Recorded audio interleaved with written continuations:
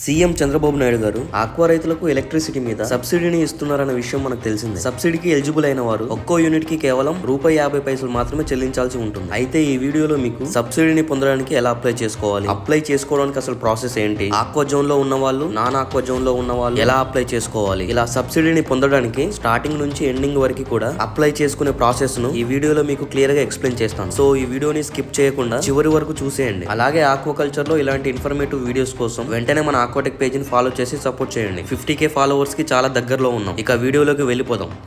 ముందుగా చెరువుని లీజ్ కి తీసుకొని కాకుండా సొంతంగా అంటే తన పేరు మీదే చెరువు యొక్క ల్యాండ్ పేపర్స్ రిజిస్ట్రేషన్ అయి ఉంటాయో వాళ్ళు ఎలా రిజిస్ట్రేషన్ చేసుకోవాలో చెప్తాను వినండి. సబ్సిడీకి అప్లై చేసుకోవడానికి కావాల్సిన డాక్యుమెంట్స్ లో మెయిన్ గా ఆధార్ కార్డ్ అనేది చాలా ఇంపార్టెంట్. ఈ ఆధార్ కార్డ్ కి ఎవరైతే అప్లై చేసుకుంటున్నారో వాళ్ళ మొబైల్ నెంబర్ ఖచ్చితంగా లింక్అప్ అయి ఉండాలి. ఎందుకంటే ఓటీపీ వస్తుంది కాబట్టి. ఒకవేళ మీ ఆధార్ కార్డ్ కి కొత్తగా మొబైల్ నెంబర్ లింక్అప్ చేయాలనుకున్నా లేదా మొబైల్ నెంబర్ ని మార్చాలనుకున్నా మీ సేవ లేదా పోస్ట్ ఆఫీస్ లో చేస్తారు. అలాగే ఆధార్ కార్డ్ కి చెరువు యొక్క ల్యాండ్ పేపర్స్ కూడా లింక్అప్ అయి ఉండాలి. దీన్ని వెబ్ ల్యాండ్ అని అంటారు. ఈ వెబ్ ల్యాండ్ ద్వారా మీ ఆధార్ కార్డు డీటెయిల్స్ ఎంటర్ చేస్తే మీ చెరువు యొక్క పూర్తి వివరాలు వస్తాయి. ఆధార్ కార్డు తో వెబ్ ల్యాండ్ ప్రాసెస్ ని మీకు దగ్గరలో ఉన్న సచివాలయంలో చేస్తారు. తర్వాత నెక్స్ట్ ఇంపార్టెంట్ డాక్యుమెంట్ అయిన ఫసీలు పేపర్. ఈ డాక్యుమెంట్ అయితే కంపల్సరీగా ఉండాలి. కల్చర్ చేస్తున్నందుకు వాటర్ ట్యాక్స్ కడుతున్నట్టు ఈ ఫసీలు పేపర్ ని అప్లికేషన్ తో పాటు ఇవ్వాలి. ఈ ఫసీలు పేపర్ ని రెవెన్యూ డిపార్ట్మెంట్ VRO గారి ఆఫీస్ లో అయితే ఇస్తారు. ఇక నెక్స్ట్ ఇంపార్టెంట్ డాక్యుమెంట్ వచ్చేసి మన చెరువు యొక్క పట్టాదారు పాస్బుక్ జిరాక్స్. ఒకవేళ మన అవసరాల నిమిత్తం మన ల్యాండ్ పేపర్స్ ని బ్యాంక్ లో గానీ తాకట్టు పెడితే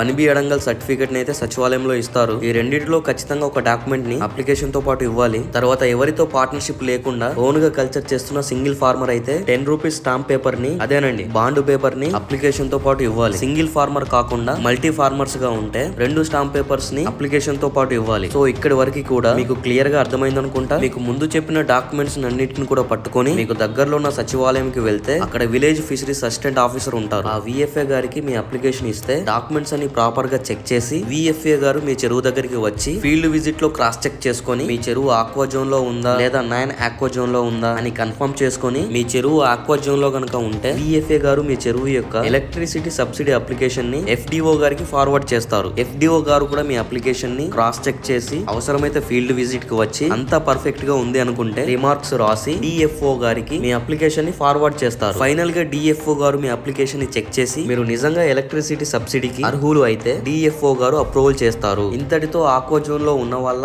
ఎలక్ట్రిసిటీ సబ్సిడీ అప్లికేషన్ ప్రాసెస్ అయితే కంప్లీట్ అవుతుంది. వీడియో లెంత్ ఎక్కువ అవడం వల్ల నాన్ ఆక్వా జోన్ లో ఉన్న వాళ్ళు అలాగే లీజ్ కి తీసుకొని కల్చర్ చేస్తున్న వాళ్ళు ఎలా అప్లై చేసుకోవాలి అనే విషయాన్ని ఈ వీడియోలో చెప్పలేకపోతున్నాను. దానికోసం పార్ట్ 2 వీడియో కింద త్వరలోనే ఫుల్ ఇన్ఫర్మేషన్ తోని ఇంకో వీడియో అప్లోడ్ చేస్తాను. ఆ వీడియోని మీరు మిస్ అవ్వకూడదు అంటే వెంటనే మన ఆక్వాటెక్ పేజ్ ని ఫాలో చేసి వెయిట్ చేయండి.